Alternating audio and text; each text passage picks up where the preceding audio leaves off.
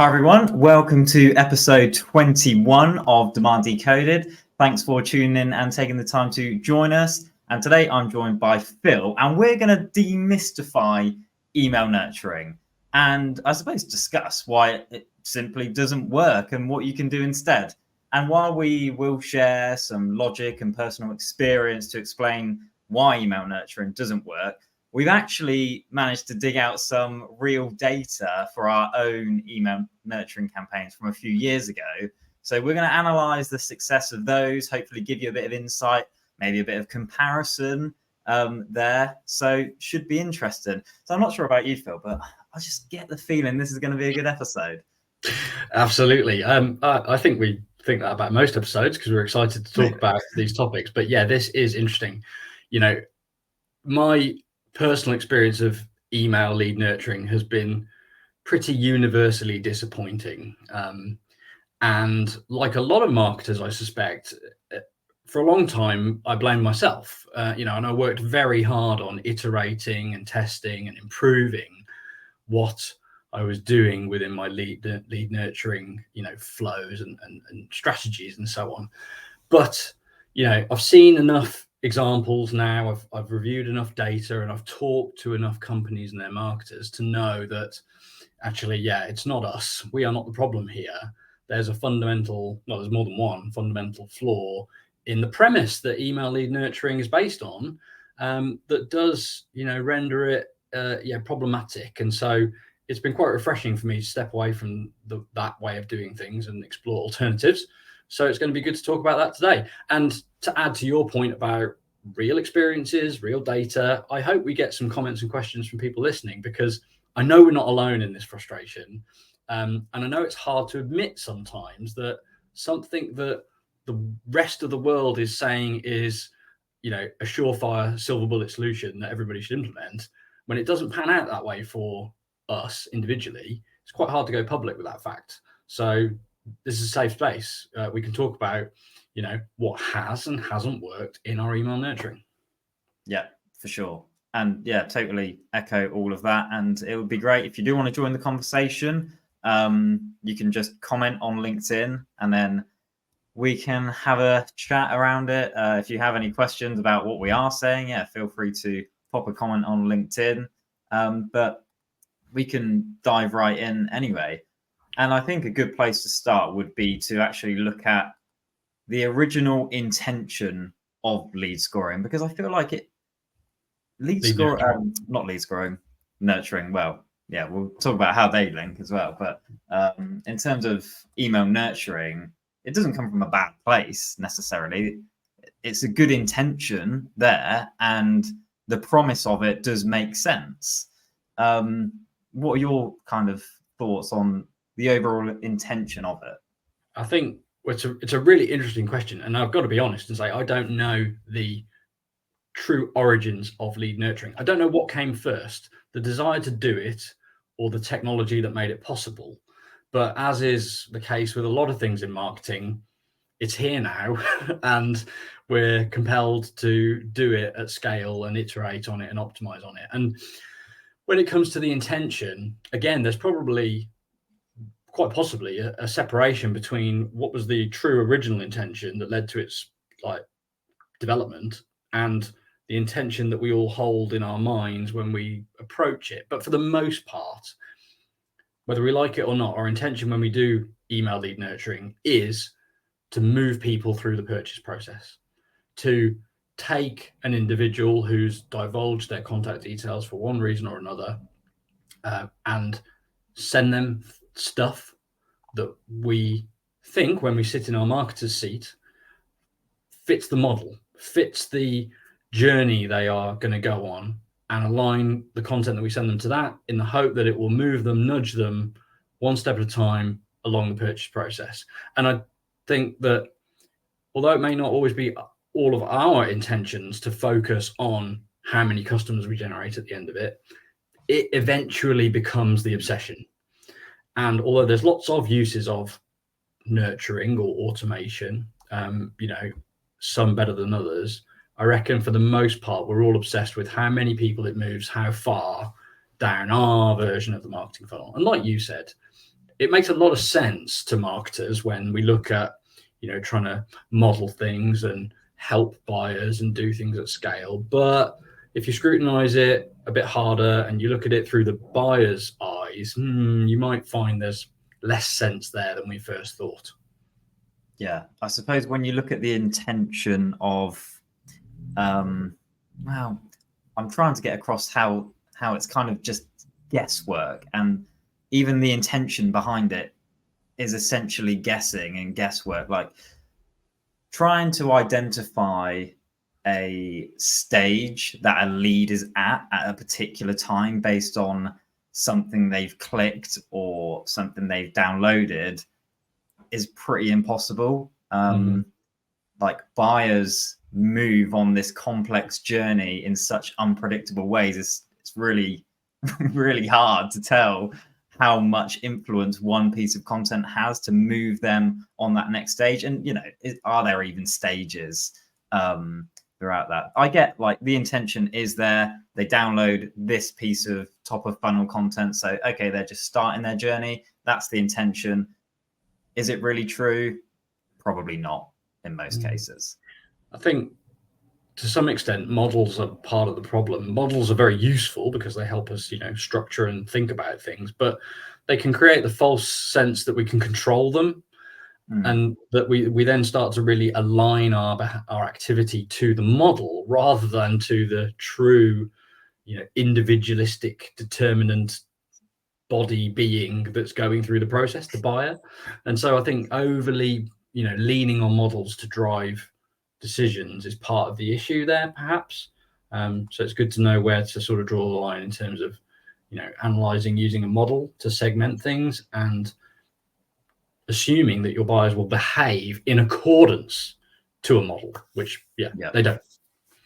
Absolutely, it's just not linear like that. Yeah. So moving on from the intention of it, which I think we've ironed out, what are some of the main reasons why email nurturing simply fails to convert leads into customers? Well,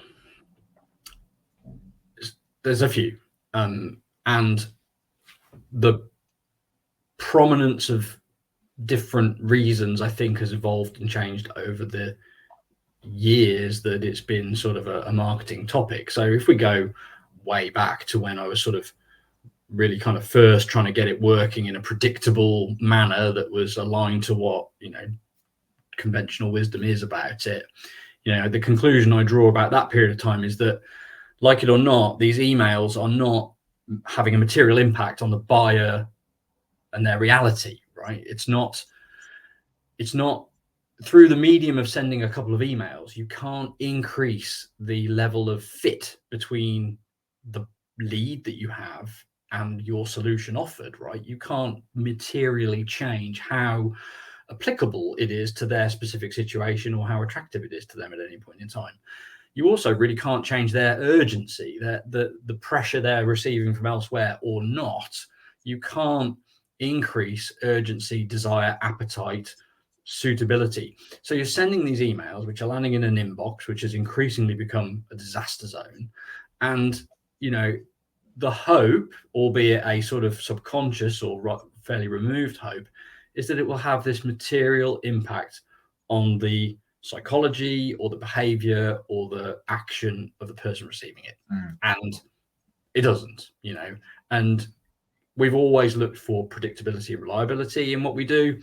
And no matter what approach I took over the years to segment differently, approach it differently, tackle it in new ways, I couldn't reliably get to the point where I felt like these emails, these messages were impacting the buyer in ways that produced the action that we were looking for at the time, which was a signal that they'd moved to the next phase, the next step of the model of the buying journey. Yeah. And I suppose that you kind of said the changing times and the effectiveness of email nurturing. So how do you think that's different to where we are with email nurturing today going into 2024? Well, that's all of that is still true, that emails that we receive for the most part don't have a material impact on our feelings and our thinking, but the thing that's developed is the fact that everything's based on who you're able to target, right? Who you're able to communicate with in this way. Fundamentally, who's in the lead pool. And the thing that we've seen develop over more recent years is that, for a number of reasons, the people that are in the lead pool that have converted in a way that you've got their details and you can nurture them via email are increasingly less likely to be people who will buy. You know, we've talked about this in other episodes where I think buyers are increasingly intentionally remaining anonymous, declining to share their contact details with the dozens of companies that they, you know, encounter on a daily basis as they're researching a topic, because they know what happens. And a big part of what happens is what we're talking about. Email lead nurturing fires off straight away, and they get, you know, 3 to 5 emails over a period of time or more. And so if the people that can and will and want to buy from you aren't in the lead pool, aren't in the lead database, aren't converting, then the lead nurturing emails that you're sending are even more likely to land on deaf ears, even less likely to correlate even with a success, let alone cause it, and, you know, and just disappear into the ether. So yeah, if we're not seeing buyers into the lead pool in the first place, email lead nurturing isn't going to be an effective way of communicating with them for any reason, let alone moving them on the purchase process. Yeah, you're not nurturing people that will actually become customers. You're just nurturing people who were slightly interested in your piece of content, I suppose. Yeah.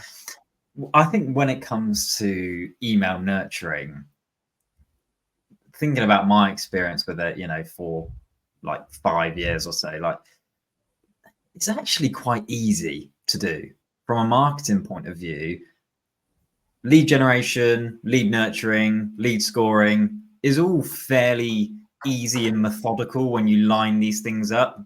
It's not actually that difficult to, you know, perfectly line up your lead gen, email nurturing, and lead scoring to make marketing and those particular marketing metrics look absolutely amazing. You can manipulate it just enough so you get a good number of MQLs, but you can also still justify that there's a bit of intent there because they've, you know, completed these few actions or whatever. So yeah, it's a fairly easy marketing technique, I would say, to drive those results that aren't necessarily measurable impact, but kind of can make marketing look good if you are measuring like leads, MQLs, that kind of thing. Yeah. The other thing with email nurturing, just a bit of a side note, is actually how much time I know that I used to spend on trying to perfect these workflows in HubSpot, these email nurturing sequences, and the detail you go to line up all of this content. You know, you might have 10 emails in here that are segmented into different sections, and you're putting all of this effort in, hours and hours of time to optimize open rates, optimize click-through rates, and segment and all of this stuff. Like, for the sake of a few contacts, you might only have 10, 20, 30 people going through this email nurture, and you're spending hours and hours to try and manipulate this tiny minority of your market who are probably never going to buy from you anyway, and try and convert them into an MQL that you can then pass to sales, and they're never really going to buy from you. Yeah. So yeah, it's a funny one, isn't it? And when I think about how effective it actually was, probably a rough estimate of, you know, lead nurturing and scoring models that I worked with, you'd probably see high intent MQLs convert into customers at around 10%, but low intent nurtured MQLs wouldn't convert into customers any higher than 2%, really, genuinely speaking. Yeah, and that's based on your real experience, your, you know, real data. And furthermore, I think, you know, it's impossible to tell, although I would wager, how much of that was simply correlated rather than causing. You know, email nurturing happened at the same time as an MQL progressing, or a lead progressing to MQL or pipeline. you know, I saw when I looked at our data and I compared it to others that we were working with at the time, that, you know, almost exclusively buyers were bypassing that whole process. They weren't part of it. They weren't engaged with it.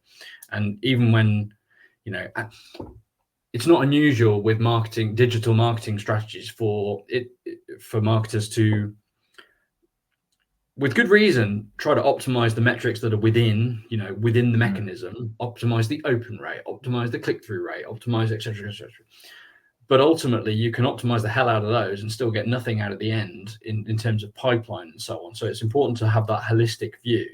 And I spend a lot of time, like you, a lot of time trying to work out different ways to segment and nurture my audience, you know, initially to improve the in strategy metrics, improve open rate, improve click-through rate, improve what we would call goal completion rate. But, you know, when you start to look at pipeline and you see that no matter what you do over here, you're not materially impacting that over there, it's another reason to sort of reassess what you're doing and where you're spending your time and money. Yeah. Okay. Well, on that point, should we actually bring up the funnel report that we kind of teased at the start as a starting point here? So I'll talk us through this. Feel free to jump in, Phil, at any point. So I wanted to pull together some real data for this episode so we can actually genuinely look at the effectiveness of email nurturing. And, you know, the best data that I have to hand is our own at Blends. And fortunately, these email nurturing sequences, workflows were only deactivated. They weren't deleted like some of the others. So I think there was 4 left in our HubSpot, which, you know, probably need to get deleted now, but it was handy for this anyway. So this is a funnel report in HubSpot that is filtered by all date range and contacts who have essentially enrolled in one of our email nurtures, which are actually from 2015-16. Because I think from, is it 2017, potentially you turned it all off. So what we're showing here is, funnel report in HubSpot, which shows lifecycle stages and all the people that entered lead lifecycle stage and went to MQL, opportunity, and customer. And again, these are people that were enrolled in an email nurture workflow in HubSpot. So what we can see here, 77 people became a lead, 5 people became an MQL, 0 opportunities, 0 customers. So what that's showing is obviously the overall conversion completely throughout each lifecycle stage is extremely poor. But I think, you know, it's fair to say like MQL wasn't perhaps being used as much of a function in terms of scoring. Is that right, Phil? It wasn't as consistently applied as it is now. It represents a similar thing in our sort of scheme, if you like, but it wasn't being applied in the same ways or as consistently. But yeah, you know, nevertheless, the chart, which fortunately is backed up by lots of other charts I've seen, it's not only ours, you know, confirms that generating leads, sending them emails based on the nurturing philosophy was not a reliable way of turning those leads into pipeline or revenue. And that we've seen play out again and again. Yeah. So it was able to turn a few into MQLs, but none into opportunities, none into customers. Now, interestingly, if we take out MQL from this funnel report and have a look at how many leads who, again, were part of our email nurturing workflows, then became opportunities and customers, improves slightly. So here we have 77 leads. 8 of those became opportunities and 3 became customers. So what you can kind of see here is that people are starting to bypass even becoming an MQL in the first place and actually just end up becoming opportunities and customers anyway. And obviously I won't show this exact data, but when you do then dig into these 8 opportunities and 3 customers, you quite quickly see that the email nurturing had no effect on their progression to opportunity and customer, they were going to become an opportunity or customer anyway without the email nurturing. It's just the fact they engaged with that first piece of content. And I suppose gated content in 2015, 16 was quite popular and people were more willing to consume that type of content. But the actual emails had no impact whatsoever. Like they were becoming opportunities or customers anyway. Well, they may have become an opportunity before the email nurturing even happened. Good point. Which I wouldn't be surprised by, because it just doesn't align with what buyers want from the companies that they engage with and encounter on their travels. And every day we're looking for solutions to problems. We're visiting sites. We're trying to educate ourselves. We're trying to consume content. And if the vast majority of that behavior results in emails flying at you, it's just not aligned to what you're trying to achieve with your valuable time. So yeah, this is very, very indicative of the data that we looked hard at and optimized around, which was to say that we've tried some pretty wild and different approaches to lead nurturing. I thought I'd cracked it once. I read an article online from someone who I thought was a genius in that moment about reverse lead nurturing, starting at the bottom of the funnel and progressing up. And I was like, yes, if someone converts, like this data shows us, the intent to become an opportunity, the intent to buy is there, maybe there then. So strike while the iron's hot. Send them instead of it being the third or the fifth email in the workflow that says, talk to us, send that email first. And I was like, oh, this is great. This is groundbreaking stuff. Had no impact. Same result. Absolutely the same result. So, really worked hard to try and make it work. But at the end of the day, buyers, had their way. They told me quite clearly what they wanted, and it wasn't sequenced emails in their inbox. Yeah, absolutely. And I'm sure that if people watching, listening were to do this kind of insight and reporting, whether it's a funnel report or simply looking at the number of leads who came from high intent sources. So inquired on your website for what you do, whether that's talk to sales, demo, trial, etc. If you compare the number of those MQLs, let's call them, that converted into customer with the number of MQLs generated from email nurturing and lead nurturing activity, you'll see a huge difference. Like the percentage in conversion rate will be eye-watering. Yeah, I mean, it's standard split funnel analysis again, right? Because lead generation, lead nurturing, lead scoring, and most SDR activity is focused on, from a marketing perspective, the same cohort of people, the leads. That makes sense, right?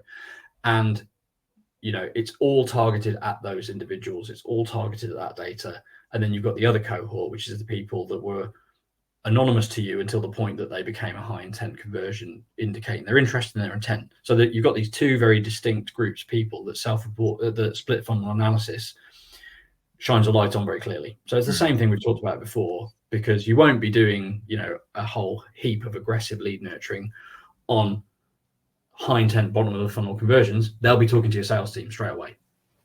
Yeah. And we've kind of touched on the metrics you should be looking at there, really. The metrics you should use to analyze the performance of email nurturing.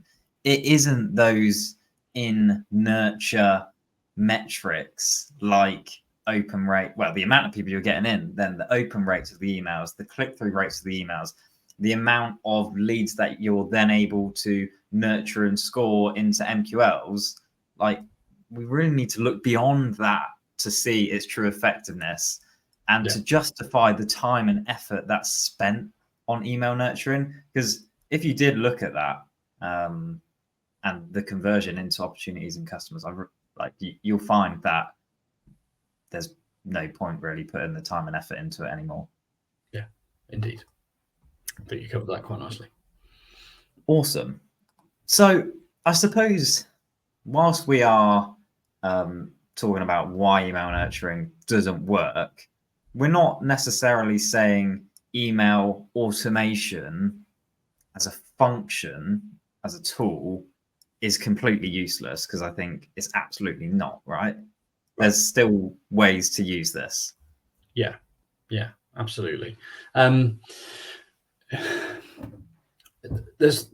are better ways to think about potentially the intended use of email automation in the first point. And anyway, what's a better use of it now? And when I say this, I'm thinking specifically about a piece of content that was written by Velocity Partners, because they explored this topic in an article they wrote, which I've always held in high regard, which is that if you use it to educate a population, an audience, not one individual that you want to push along the purchase process, which is where most of us end up going in our brains.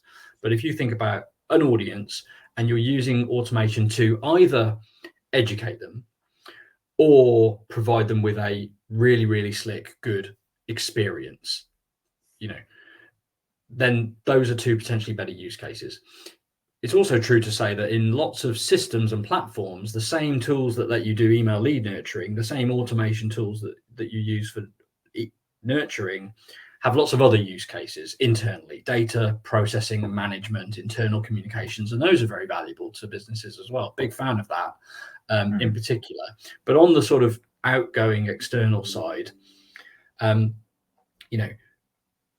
this whole period of time that I've been kind of either anti email lead nurturing or moving away from it, I've always seen and believed in the impact that a simple blog digest, for example, has as a method of educating an audience that has willingly converted into a lead. You're not hoping that blog digest will push people on the buyer's journey, move them through the funnel, move them into the pipeline. That's not your expectation or hope. Nothing about what you send out in that medium is sales oriented. You never need to give in and try to shoehorn in a talk to us or a buy this now or a take a demo. You're just sending content that you've written and published to an audience that have potentially willingly invited you to send it to them. And for years, we've seen that those emails get pretty good open rates, pretty good click-through rates. It varies dramatically with subject line and how interesting the topic is.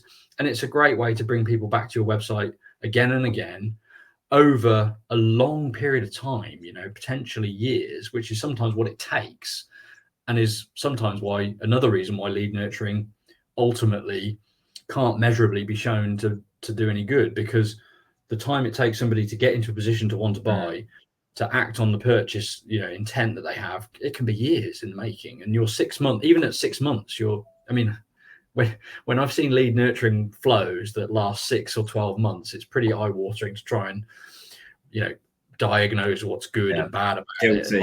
You can't. You just can't do it. But a blog digest can run for years, upset no one, and keep them coming back again and again and again. And it's educating your audience. And I think when conversion, if this is ever the case, when conversion is a necessary or highly preferable part of delivering something to a prospect of yours, whether it's an event of some sort or it's a really specific kind of proposition and you end up converting them, of course, automation gives you all the power to be able to make that experience really great for them, follow up, distribute the content, send the right things afterwards. But it's really important to try and stay away from the notion that, beyond just closing that loop and making sure that single experience is good, that you're not going to then try and start moving people along with, well, here's the middle of the funnel content, here's the bottom of the funnel content. So I think there's use cases that are like that. And Velocity Partners, Doug Kessler said, maybe email nurturing should be called email noticing or lead noticing, because you're noticing what buyers are doing in response to the content you're sending. The content you're sending isn't making them do it. And that's, I think, a large part of the reason why the results are so, minuscule at the end of the day, because your emails don't have an impact. Your leads have an impact on you when they go and look for an email you've sent them, potentially. Yeah. The thing is, though, would you consider an email digest as nurturing? Because I'm not sure I would. Well, great question. I'm going to go out on a limb and say yes. I'm going to say it's the only acceptable form of lead nurturing. But the word nurture makes me think that you're trying to grow something, like you're sprinkling the water over it. You've got the plant food out in there. I don't know why I'm going down a gardening analogy. It just nurturing makes me think of plants. It's a good analogy that others have used too. But to your point, yeah, you're trying to grow something. You're trying to grow their knowledge. You're trying to grow their skills and abilities. What you shouldn't be trying to grow is the desire they have to purchase, or the level of progression through your model of your purchase process. But if you're sharing your knowledge, sharing your content, growing their education, for want of a better word, then I think it's great. And I mean, when it comes to uses of email automation, that has always, stood out for me as a consistently, in terms of producing that critical thing that we look for, that predictable, beneficial outcome, it's kind of always delivered it.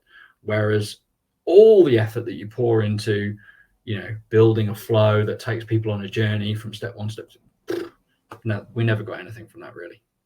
Yeah, I suppose would one way to look at it be like almost using email as a way to not push somebody through stages, but just know they're at that one stage and do the things to help them at that stage. Like, for example, if they downloaded that piece of content, might be an optional download, or like you say, just something that somebody really wants to gate. It might, it could even be an event or a webinar. Somehow you've got these email addresses. If you're then just putting them into a digest, you're just appreciating that they're at that stage of kind of education and research, and well, not even research, education, and distributing that educational content. Likewise, like another way to use it could be, email automation. When somebody submits that high intent form on your website, if they don't go on to complete the action you want, then some automation behind that to kind of assist them in that stage.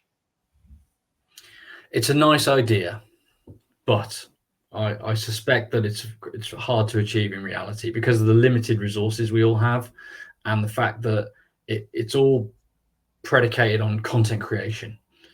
You would need, in theory, to create a constant stream of content for people at specific stages of the pipeline or the funnel, and then have your targeting actually reflect them being at that stage. And we know now from the Gartner work that's been published, this year, people are never at any stage. They're all over the shop. So I think it's a wishful notion, but it's just really hard to stay away from the idea that I'm going to craft 3 emails, I'm going to send them in over this schedule, and I'm going to look for movement towards my desired goal.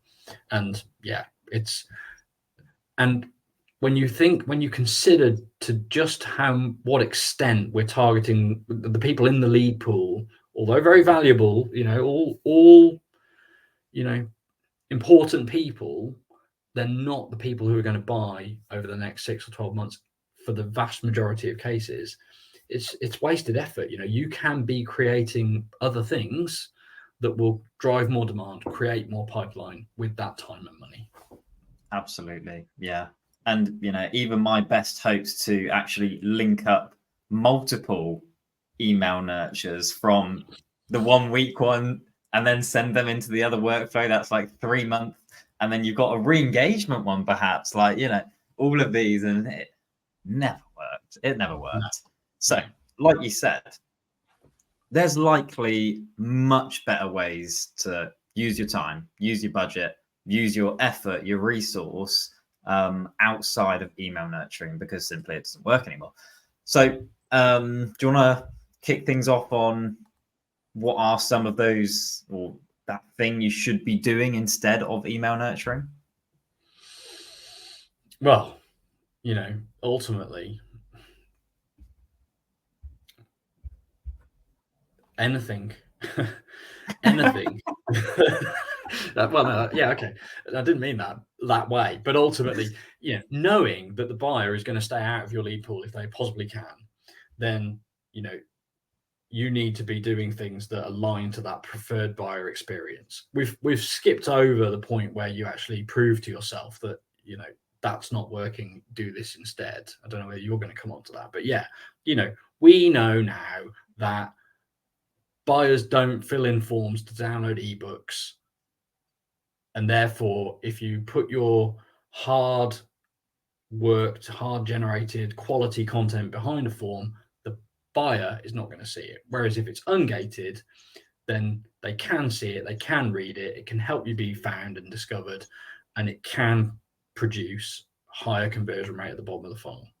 So I'd be largely, you're creating a lot of the same content. You're sharing your knowledge, your expertise, your credibility in various formats, publishing it freely for consumption, distributing it more widely than you might do otherwise if you're investing a lot of time on lead generation and lead nurturing, activating it on social channels, et cetera, et cetera.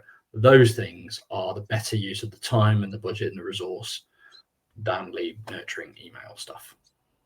Yeah, like you said, and I can touch on the, first of all, proving to yourself that email nurturing doesn't work, which we kind of touched on, I think, with the report that we showed and the metrics you really should be looking at. But I think Phil mentioned the split funnel analysis, which is a perfect way really to look at what you should be doing instead of these things. It's a great starting point really to understand what's ineffective, what's effective. And if you just Google split funnel analysis, by the way, you'll see a blog from us which shows you how to do it. I don't have it up right now to show you, but there's a video there too. Essentially, what you're going to look at is all of your lead sources. So that might be from gated content, events, webinars, like tools like Zoom Info, outbound, and high intent sources as well. So website inquiries. And if you track the number of initial kind of stage leads you're getting from there all the way through to opportunity and customer, then you can start looking at things like ACV and CAC and pipeline velocity of all of these sources. What you're likely to see, prove this to yourself first, but what you're likely to see is that the high intent leads that you're getting convert into opportunities and customers at a much, much higher rate than anything else. So that leads you to come up with the conclusion that you need to be putting more budget, more effort, more resource into getting more of those high intent leads. And to do that, then you need to start looking at how you capture more demand, how you create more demand, and all of the strategies to start doing that. Really, it's really interesting to me, and hearing you talk about split funnel analysis again, because it's so valuable and so important. It's really interesting that lots of marketers are data savvy and lots of them are data obsessed. We've all got tons of measurements and metrics and tools and reports and dashboards, and we can and do analyze click-through rate of individual emails and links, open rate of them as well, and so on. We put a lot of attention and effort into that.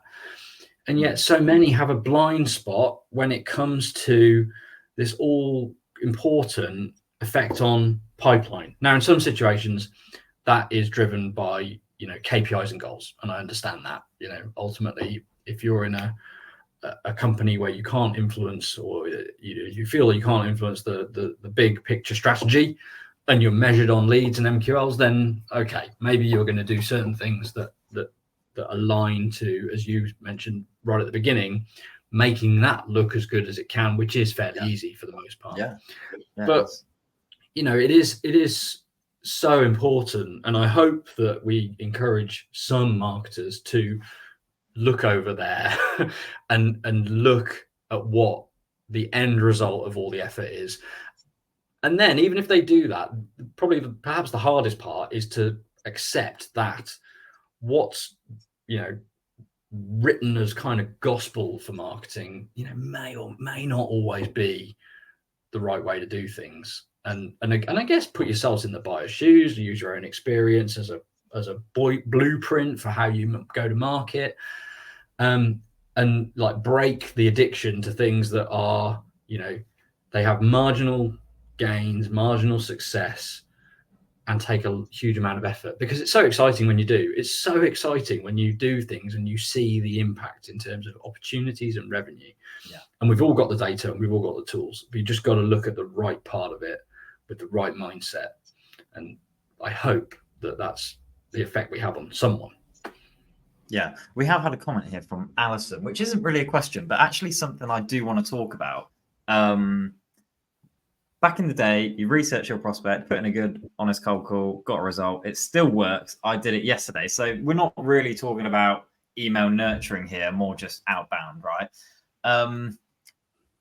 Fair enough, right? Like if that works for you, fair, like good on you. Lots of enterprise businesses, even SMEs, still do outbound, like still have some success with it. It might account for, like 30-40% of their revenue. There are cases where it does work. I would like to challenge how repeatable, sustainable this method is when you compare it to kind of like the win rate of things through your website, for example, if that is a channel you're utilizing. But yeah, any thoughts, Phil? Yeah, I mean, it's really interesting to me because it is the model that so many businesses are running. It's the playbook they run, and it's what they attribute their success to. And yet there's so many sort of hidden truths, I think. So just earlier this year, LinkedIn published a report which demonstrated that actually the groups of people that sales reps that are doing cold calls and booking meetings that way, the group of people that they're targeting are vastly different to the people that marketing are targeting. And I don't think that's a failure of either group. I think it just goes to show that, you can't market to people and force them through the process. And the sales reps that are doing the cold calling and doing the meeting booking, they're doing it at high volume. We know that their, meeting booked rates and conversion rates through to pipeline are, as marginal as a lot of lead nurturing's, success metrics. And it's a whole heap of effort. I also know that myself and lots of buyers like me abhor cold calls, and I don't predict an improvement in that situation, at scale. I'm always fascinated to hear, how successful businesses are doing cold calling, because it doesn't work on me, period.